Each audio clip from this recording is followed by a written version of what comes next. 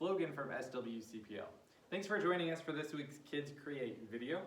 And if you've grabbed your kit from the library, you'll notice that the instruction sheet is a little bit different than normal. Instead of instructions, you have a challenge. So the challenge is to take the materials that we've given you, which are a paper plate, some plastic straws, and 2 marbles, and make a maze where you can get either one or both of those marbles from point A to point B on your plate.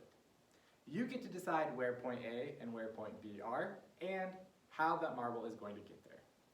So to help you out, I'm going to talk about the design process. So this is our bulletin board down here in the makerspace. So if you've ever been to a program down here in room B, you've seen this and you might have used it during a design program. So what we're going to start out with is ask, what is the challenge? So I told you the challenge is to get your marble from point A to point B without going off of your paper plate. Then you're going to imagine. So you're going to think about what are the possibilities, what else can be done, and what's the best solution. So this is where you're going to think about maybe other times you've done a maze, maybe a corn maze or a maze on the back of a cereal box or anything like that. Then you're going to plan. So you don't want to just think, okay, I know what a maze looks like, I'm just going to start gluing all of my straws on here. Because whatever you glue on there might not work. So this would be a time to maybe lay out your straws on the table, see how you want to design that maze, and you're going to want to make sure that you have your straws far enough apart that your marble can fit through, because you don't want to put them like this and then your marble just gets stuck. Then the 4th step is to create.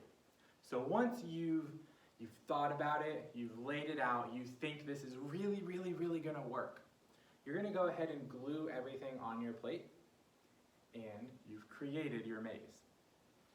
Then you're going to improve. So you're going to check your maze, make sure it works. So if it works, you might be done. If it didn't work, you're going to want to improve it. Maybe pull a couple of straws off that maybe you glued them too close together, maybe the turn was too sharp and the marble got stuck. So you're going to change things up just a little bit. And you're going to communicate that. You're going to say, you know, I think this is what I need to do. Maybe if you ran into a problem and you're really having trouble, you could get some help from a sibling, a friend, or your parents. And then you might have to start back at the beginning. Because if you ran into a really big problem, you're going to have to ask yourself again, what is the problem? So the design process is really more of a circle, and you can stop any time along the way, and sometimes you might kind of skip a step as you're fixing up what you've done. So as always, I would love to see how your mazes turn out. So you can share pictures of those down in the comments below, or you can bring them into the library and show us. We would be so excited to see them.